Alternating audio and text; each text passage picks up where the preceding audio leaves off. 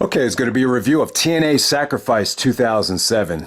Without a doubt, this is the best TNA pay-per-view of 2007. And, I don't think you'll find a lot of TNA shows from start to finish that had this much talent and, this much quality. It's just a really consistent show. I mean, it wasn't a perfect show. And, maybe there were other WWE pay-per-views of 2007 that, you would put above this. But yeah, this has got to be up there as a top 5 TNA pay-per-view. So very underrated. This is actually from Mother's Day. I remember some of the gripes on YouTube was that you should never run a pay-per-view on Mother's Day. So this was on May 13th, 2007. We just passed 15 years already. I actually did order this show. And but the funny thing is, it actually did not do very well. It only did 25,000 pay-per-view buys, which was 10,000 less than Lockdown. So that's actually a quarter of $1 million less in revenue than Lockdown. So yeah, I just think that not a lot of people saw it on pay-per-view. The DVD release, from what I remember, it was actually a TNA shop exclusive. So this is just one of those shows where I just don't think a lot of people were able to see it. So if you want to see like an underrated TNA show from start to finish, that's, really, really good, maybe almost amazing. I mean, it's not a perfect show, but, this will be it though. Before we get into the review, I just wanted to state there's a lot of politics and it just seems like a lot of headache was going on here. So the NWA actually pulls away from TNA. So the funny thing is, like when TNA first started, they were known as NWA-TNA at first. They actually used the belts for the first 5 years. I believe Ken Shamrock was actually the first, NWA TNA champion. But at this particular time, with the television deal with Spike TV, NWA at the management, I believe they just felt like the deal was too one-sided and it wasn't beneficial enough to the NWA. So they actually stripped Christian of the belt in the morning. So TNA actually could not acknowledge Christian as NWA champion. So they just called him world champion. And in the main event, it was pretty much the last time you actually saw the NWA title on a TNA show. Aside from that, it just seemed like a lot was going on political, from a political standpoint with Spike TV. So TNA was, getting a lot of popularity. The merchandise was actually being sold at Hot Topic. And apparently TNA got in trouble for plugging Hot Topic on television because Spike TV wanted them to pay for the ad if they were going to plug the company. So you just had little things like that it just felt like it became, somewhat of a headache in terms of what you could do and what you couldn't do on television. Not to mention Ring of Honor actually got the pay-per-view deal. They were going to start doing the tape pay-per-views with Respect is Earned. I believe Respect is Earned took place the day before this on May 12th at the Grand Ballroom in New York City. So at this particular time, it was the contracts were in place that you couldn't wrestle on a Ring of Honor pay-per-view and appear on TNA at the same time. So, Samoa Joe was officially gone, and then Homicide, Austin Aries, they weren't wrestling with Ring of Honor at this particular time. And what I didn't know was, you couldn't actually appear on a DVD that was going to be sold through a third party. So they use High Spots as an example. So High Spots actually counted as like a Coconuts or a Sam Goody. Like, so if you were going to wrestle and on a show that was going to get a DVD released through High Spots, you couldn't wrestle on that DVD if you were wrestling in TNA.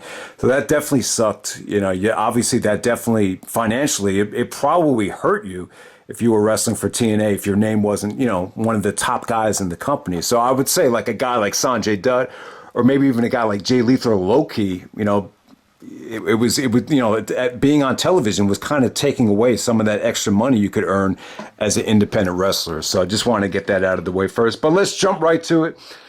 Even with all the politics involved, this was an incredible card, though. Incredible card. I actually did order this.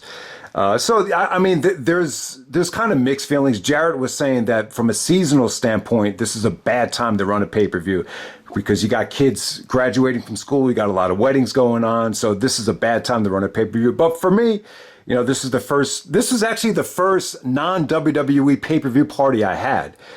I think me and my brother, we only got one guy to show up for it, but I guess technically you could say this is the first non-WWE party that we actually had. So, but yeah, let's get right down to it. We kick it off with a bang. We got Chris Sabin, the X Division champion, taking on Jay Lethal and Sonjay Dutt.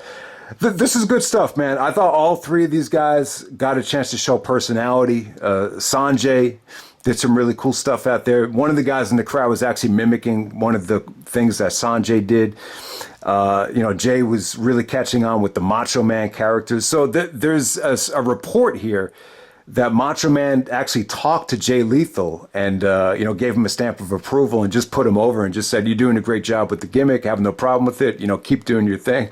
But then Jay was a little bit hesitant. He actually said that, he wasn't 100% sure if it was really Randy Savage he was talking to because he's so easy to impersonate. So I could definitely see that. But yeah, but it was actually reported, and I do remember that, it was reported that Savage was 100% behind the Black Machismo gimmick. Sabin at this particular time was basically playing, an opportunistic heel, which I don't think, best suited Sabin. I remember, Kurt Angle and a lot of other people were really pitching for Sabin to play kind of a goofy gimmick, and a lot of people. So there was a lot of mixed feelings on how to actually book Sabin at the time. But, ultimately Sabin actually got the schoolboy here after Jay Lethal and Sonjay were arguing with each other. But ultimately, man, I thought this was a lot of fun. The crowd loved this. This is vintage X Division action. I mean, probably the sequence of the match was the lethal combination spot, and Sonjay actually broke it up with the 450, so the crowd definitely exploded. Yeah, so you had This Is Awesome chant. So Jarrett was actually asking, like, when's the first time that This Is Awesome stuff officially started happening at wrestling shows? Like, was it this time? I really don't know exactly, to be honest, but I would say that it probably started in Ring of Honor first.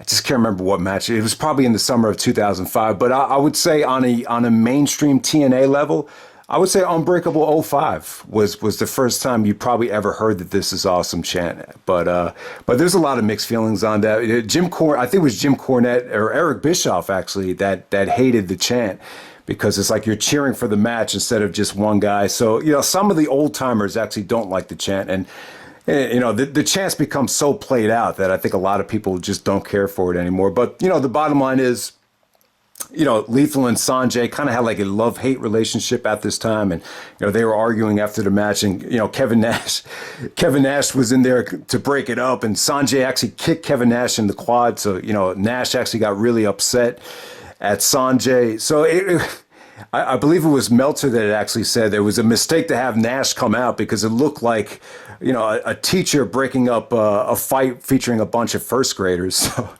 I don't know if I would agree with that. But the whole point of bringing Kevin Nash into the X Division, storylines was just so, they could get to show more personality because, Nash is, one of the masterminds behind the NWO, which is box office. So it definitely did make sense. But yeah, the X Division opener was awesome. This might have been like, maybe one of the best X Division matches I think TNA had that year. So Sabin retains.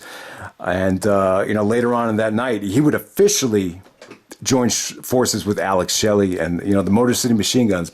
I think this is the start of them officially becoming a tag team. Okay, next up we got Robert Roode with Miss Brooks actually taking on Jeff Jarrett. So Jarrett actually turns babyface. He came back at Lockdown.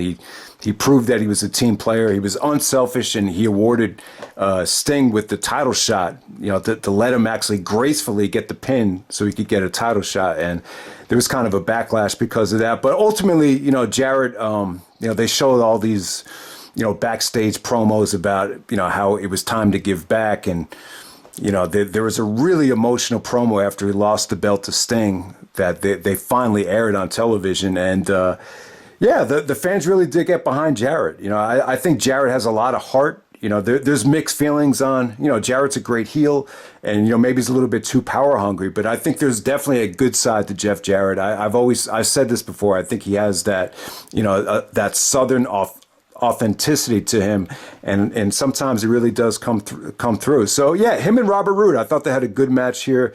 There was actually a segment on Impact where Miss Brooks actually took a guitar shot to the head, and in the media, the dirt sheets, it was pretty controversial. There was somewhat of a critical backlash behind it, but the bottom line was Spike TV had no problem with it. You know, they were pretty cool with it, and that was the most important thing. But yeah, Robert Roode and Jeff Jarrett had a good match right here. Jarrett said that, when he first saw Robert Roode, he was a little bit skeptical because he was like, man, this guy has all the tools. He's got the look for the WWE. He even said, I think he said the Dutch Mantel, like, am I missing something here? Am I like, why isn't this guy signed yet?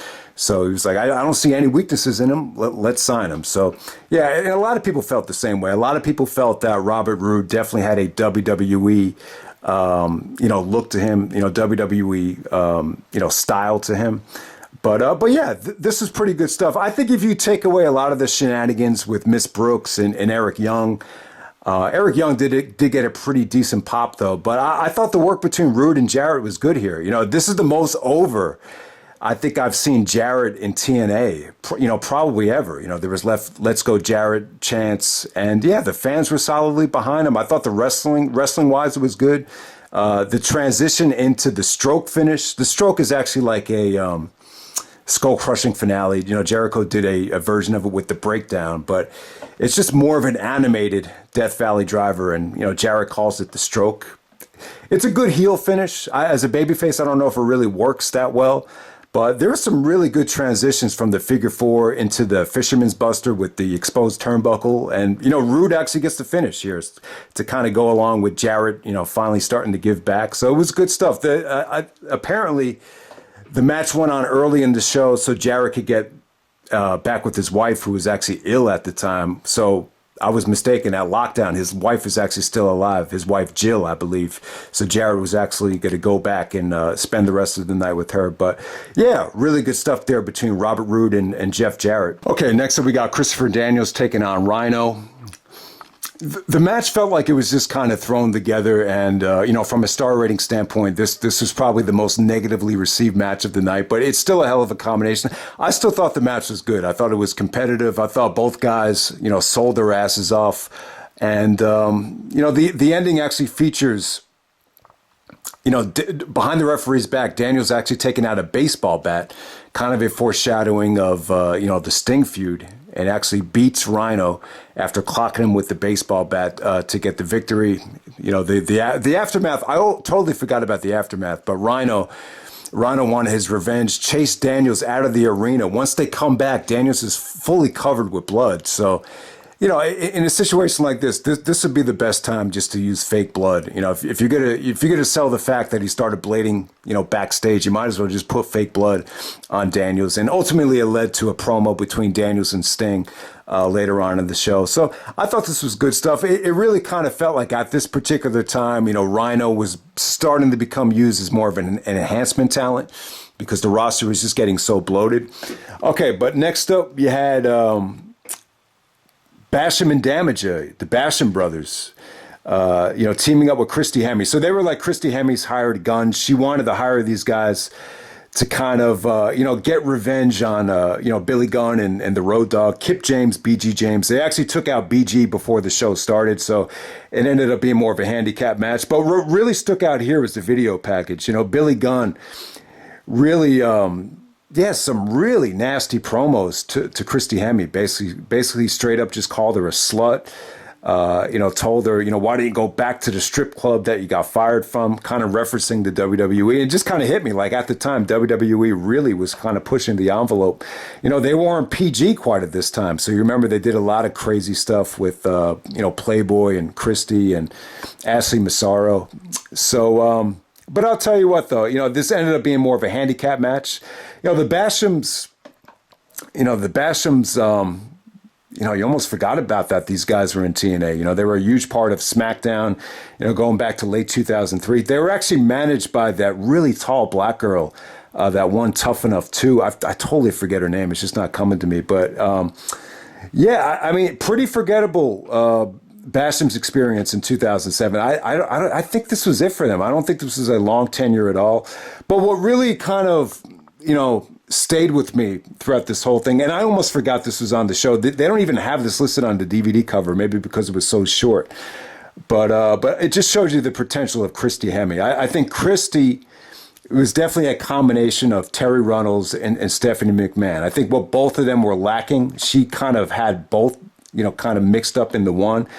But I don't know. I don't want to get into exactly what happened, and maybe this isn't the right time to evaluate, the potential of Christy Hemme. But I would just say this, like from, I don't know if anyone's ever had more of a sexual, more sexual charisma than Christy Hemme. So you could definitely see why she was the first Diva Search winner and the potential she had. But I know there was a lot of behind the scenes stuff that went on there, but the bottom line is, you still got to get it done in the ring. And I thought she pretty much had everything except, aim ring skills. Okay, next up we got Chris Harris taking on James Storm. This is a Texas death match. So, in some ways, this is the rematch from the nightmare that Lockdown 2007 was, when they had a blindfold match. And, I'm trying to look at it from TNA's standpoint. I get why they had a blindfold match. The storyline definitely called for it with the beer bottle and the, being blinded in the eye temporarily. So it definitely did make sense, but it was just one of those nights where, just nothing worked.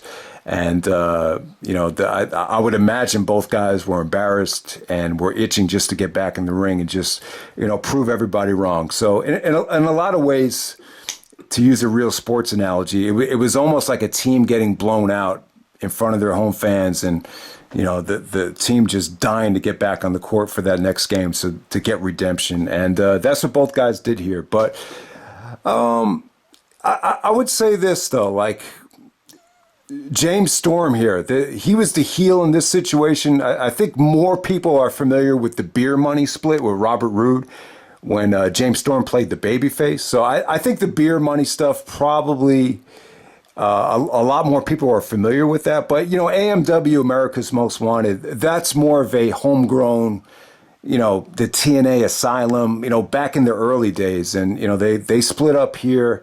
And it really did feel like the storyline and the real life situation were, pretty much identical. It seemed like James Storm wanted to break away. It seemed like there was just a lot of guys just not getting a chance to be on TV. And, I think James Storm felt, being a singles wrestler was definitely the way to go. More chance to make more money, and maybe AMW just ran its course at the time. Chris Harris ended up winning this match, but at the same time, it really feels like James Storm walked away from this thing benefiting. A lot of times when you have these hardcore matches, it really does feel like the loser ends up benefiting from it more than the winner. Dr. Britt Baker and Thunder Rosa is another example of that. And there's other ones that just aren't coming to mind right now. But hey, you know what, guys? The bottom line is they redeemed themselves. This is the match of the night, maybe the TNA match of the year of 2007. Texas death match, bloody as hell, amazing high spots, great table bumps. Both guys were crimson masks. I mean, some of the most vicious table bumps you'll ever see here. James Storm with that, it was almost like a spinning razor's edge into the table. That was really awesome, man. The spear that Chris Harris did through the table just had so much, like, it just felt ballsy. It just had so much impact, so much oomph to it. James Storm with that super kick into the steel chair where Chris Harris got all bloody. I mean, we've seen HBK do that before, but I don't know if anyone's really ever executed the super kick into the steel chair that way before. I mean, it came off really, really cool. I mean, the Jacqueline interference, didn't even take away from the match either. Gail came out to neutralize it, and you had a straight up winner here, man. It felt like they packed a lot into the amount of time they got. I mean, they ended up getting 17 minutes, which is more time than anybody got that night, but it still felt like they just, they didn't let you breathe here. It was just one memorable bump and one thing after another. It was just a roller coaster ride of a fight here. So yeah, I thought these two guys were great. I would even prefer this over the Robert Roode and James Storm matches. I know more people are probably more familiar with Beer Money, but in my opinion, the AMW split here and this match in particular just exceeded anything than the Beer Money guys did. But yeah, hats off to both guys. Redemption from a match quality standpoint. And, Chris Harris gets his redemption from a kayfabe standpoint as well. So, yeah, everybody check this out if you haven't yet. It's awesome stuff. They stole the show on what's arguably one of the best TNA pay-per-views of all time. So, good stuff there. Okay, next up, you got Jerry Lynn taking on Tiger Mask, Alex Shelley, and Senshi, four corners match right here. You could argue that it felt a little bit filler. Maybe you could have started off the show with this and had the X Division match on later. Because maybe you want to have the X Division title a little bit later in the show, but yeah, this is good booking, good placement for the match. You just definitely had a lot of elements here. You had Jerry Lynn reuniting with Low Key here. Both of those guys have ties to the first couple of shows, so that was definitely smart. I don't know who was actually playing Tiger Mask here. It did not look like it was Rocky Romero, but I mean, just good stuff. Jerry Lynn actually came back finally after getting injured, I believe, from Juventud Guerrera at 43. Yeah, Jerry Lynn said, yes, at 43. He cut that promo at Final Resolution. But yeah, Jerry looked good here, especially for his age. And, he mixed it up well with these guys. The finish with Shelley actually goes for Hurricanrana. Jerry actually rolls through it and ends up getting the victory here over Shelley. I thought whoever was playing Tiger Mask looked good here. At the time, TNA actually had a working relationship with New Japan. And, it actually did open the door up for a lot of guys to go over to Japan and go on some of those tours. The problem is sometimes a lot of guys just didn't get booked. But yeah, I didn't have a problem with this at all. I thought this kept the show moving at a rapid pace. I thought this was definitely one of the more underrated things of the night, without a doubt. Okay, next up we got Team 3D, the NWA Tag Team Champions, or the Tag Team Champions at the time, taking on Scott Steiner and Tomko. So Steiner and Tomko are fighting with each other the whole night backstage because, Tomko came late or whatever. So that sets up the return for Rick Steiner to come back at the end of the match. And then you have LAX out there too, Homicide and Hernandez. All right, so I thought there was a bit much here. I thought at times it just felt a little bit too clogged up with talent. 3D got some heat here. There was half of them were very supportive of the Dudleys. Other half were saying same old shit during the flying headbutt from Devon, the what's up spot. And the get the table stuff, there was a lot of same old shit chants. But at the same time, man, Homicide and Hernandez brought their A gun. This is really prime LAX. Homicide is not too far removed from losing the Ring of Honor World title. So Homicide still looked great there. I thought Devon looked good too. Brother Ray, he definitely looked like he was, this is the heaviest I think I've ever seen him. I thought Steiner was fine. The one that really impressed me here is Tomko. Tomko looked good, man. He was strong, tall, he just moved really well. I just thought he was, very crisp out there. So yeah, I mean, it was a pretty hard fought match. I thought all these guys left it in the ring. Ultimately, Team 3D does go over. The fans were kind of, I really think, the Dudleys are one example of, a team or a star, whatever you want to call them, that, maybe TNA could have resisted bringing them in, but I'm sure there's a little bit of mixed feelings on that. I think initially when they did bring them in, it felt like a big deal, and maybe some more eyeballs did get put on TNA at that particular time. But after the match is over, Tomko and Steiner arguing about the finishes. They actually cost each other the match after, I believe it was Tomko actually kicked Steiner by accident. And then Rick actually comes out to break it up, and we get a reuniting of the Steiner brothers. Meltzer reported that it didn't get a great reaction, but I thought the reaction was fine. I thought it was good. I thought the reaction, nothing to really complain about. I mean, was it overwhelming? Was it earth-shattering? I would say no, but yeah, for an Impact Zone, I thought the reaction was fine. Okay, next up we got Samoa Joe taking on AJ Styles. All right, so this is a singles match. Really no title on the line, so I think that definitely hurt it. Video package here, really not a lot of storyline involved. They basically just show highlights of Joe and AJ, taking TNA to new heights, but no, babyface versus heel beef here. AJ did cut a promo on Joe. At the time, AJ was actually, in the stable with Christian Cage. And I thought it was good though. I thought Christian really did help AJ a lot in the personality department. That's one thing you can't take away from Christian. I think he really did. AJ was really showing a lot here. I think the mic skills at the time still needed a lot of work. I remember True Slayer was actually quoted as saying that he thought Shelton Benjamin had better mic skills than AJ Styles. I mean, now you wouldn't say that, but at that time, it was probably debatable. But in terms of where does this rank on the Samoa Joe, AJ Styles pantheon of matches, I don't know, man. It's tough to say. I thought the match was good, though. I thought it was really, really good. This is babyface Joe versus heel AJ. I think this dynamic is a little bit tougher to make work, but they definitely pulled it off, man. Joe was really playing possum with a knee injury and kind of baited AJ into doing the spiral tap, which looked really cool. And then Joe actually wins with a Chiquita clutch suplex, which I believe Minoru Suzuki uses. But yeah, I thought Joe looked good here, man. So, I mean, this is definitely not the best Samoa Joe AJ Styles match. To me, if you want to see the best Joe and AJ match, you got to go to either Sacrifice 2005 for the X Cup, or you go to Turning Point 2005 in December, where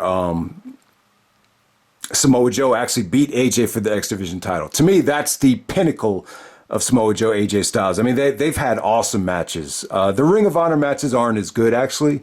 The War of the Wire match probably the best. This kind of reminded me a little bit of there's actually a show called Time the Man Up, which is funny because Man Up is such a great show. But at Time the Man Up, that was actually AJ's farewell at the time. And he kind of had a match with Joe that it just felt like, I don't know, it just felt like two TNA guys just wrestling a ROH house show match. That's how it came off. But this is pretty good. I wouldn't say it was the worst Samoa Joe AJ Styles match, but it was just another like solid, match that really played a huge supporting role on the card though. I mean, it just kept the show moving, and you're still seeing two of the best just go at it, and you just appreciate it for the amount of time that it went.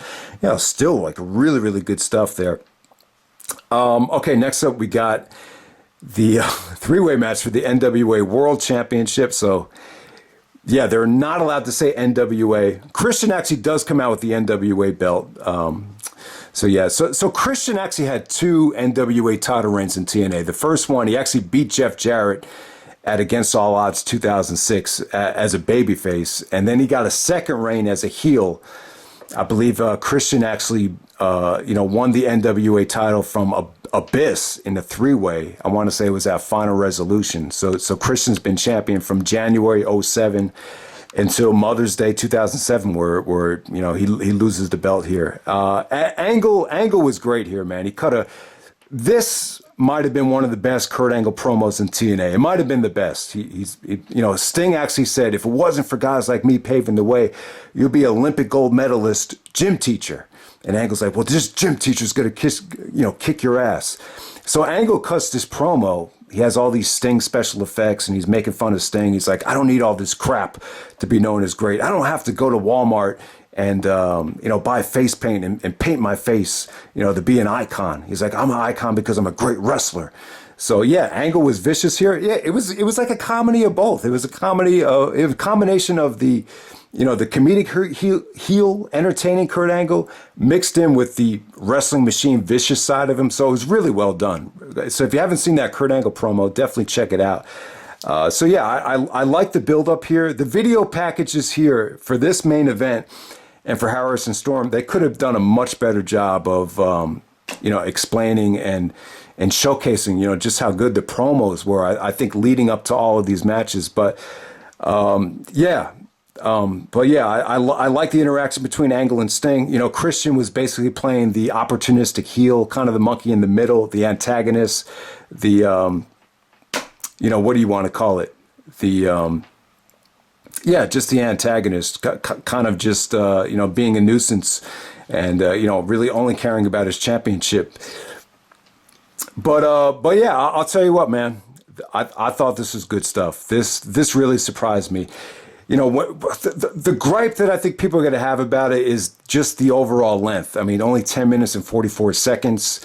You know, every single match, there's like 5 matches that got more time than this. So in some ways, you really want to have your main event, you know, get that much time and deliver. But, you know, from Sting's point of view, I don't really know if he would have been on board with having a match over 15 minutes. So in some ways, they made this nice and tight, very intense, short and sweet.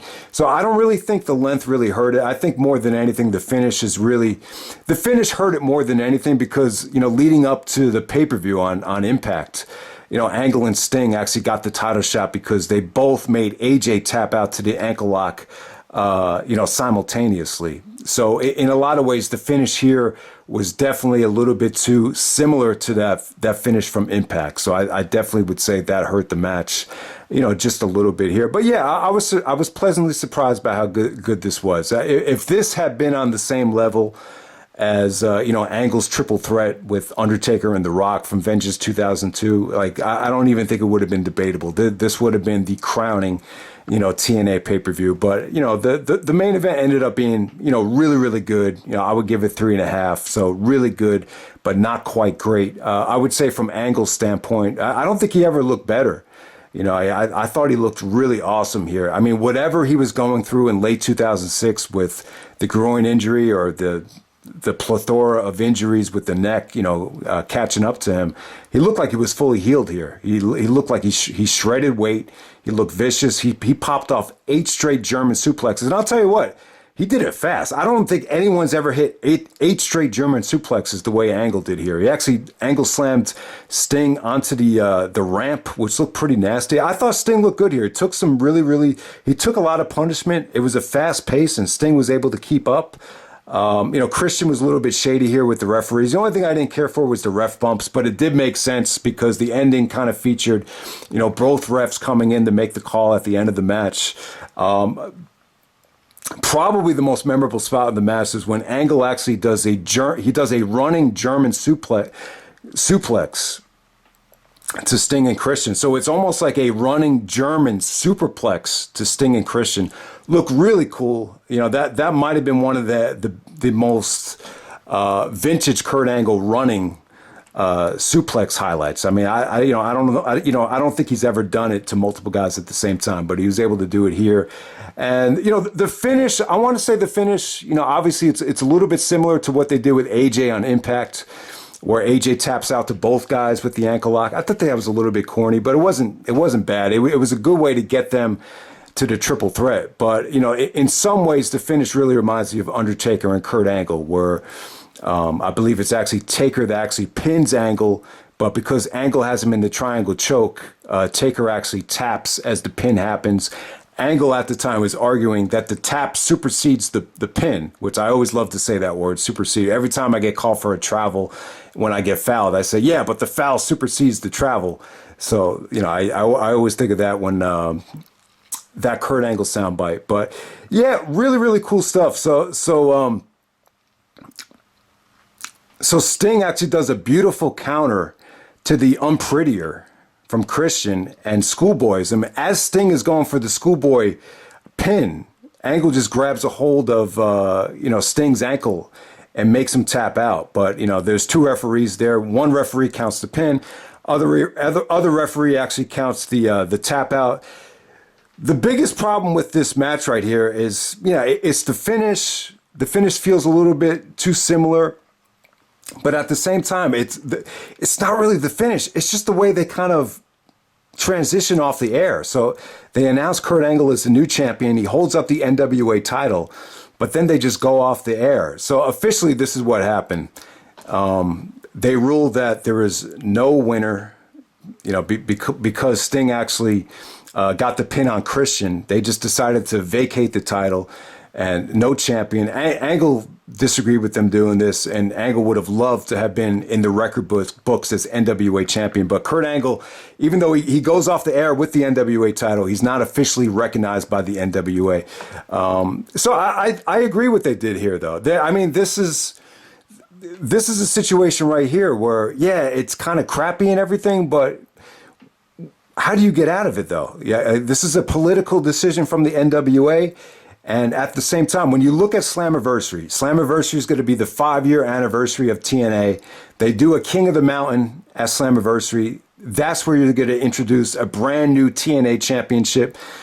You know, obviously you made the decision to have Angle go off the air with the title. So they would eventually have Kurt Angle be the first TNA champion as he would win King of the Mountain.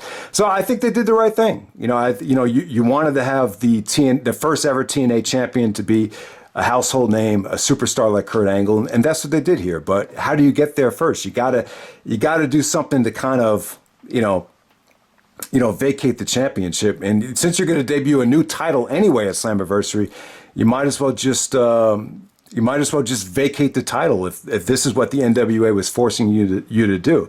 So overall, I thought this was a really solid triple threat match, especially for the amount of time that it went. Would I put it over the WrestleMania 22 triple threat?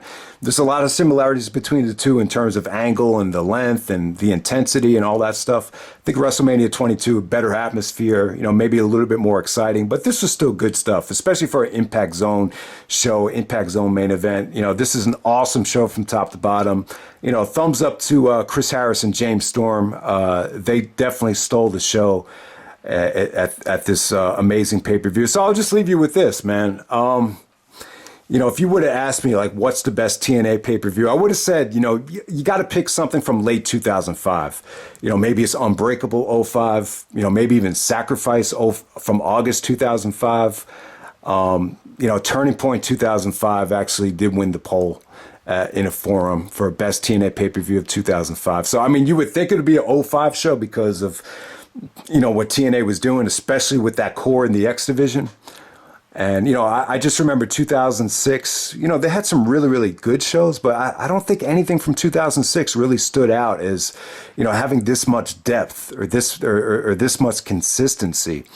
And I would definitely put this over Bound for Glory 2007. It's close, though. I think, it's a two-way race for best TNA pay-per-view of 2007, either Sacrifice or Bound for Glory. And then when you get to 2008, I really don't know. I really don't think there's as much you can choose from over Bound for Glory 4, Bound for Glory 2008, which is a good show. It's consistent, but I don't think it had anything that was on the same level as the Texas Death Match. So, and then you got to go to 2009. By far the best TNA pay-per-view of 2009 would be, I would say, Turning Point, which actually had the rematch of the triple threat from Unbreakable. And then you had Angle and Nigel.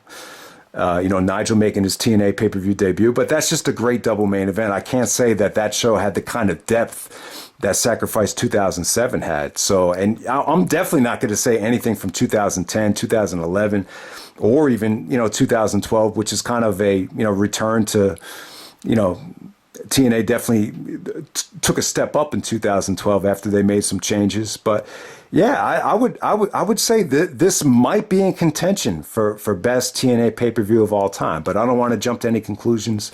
I feel like my memory with TNA, it's starting to kind of age a little bit. I think I might have to go back and really evaluate it, but hey, nonetheless, man, that's TNA Sacrifice 2007. Hope you guys enjoyed the video, and I'm out. All right.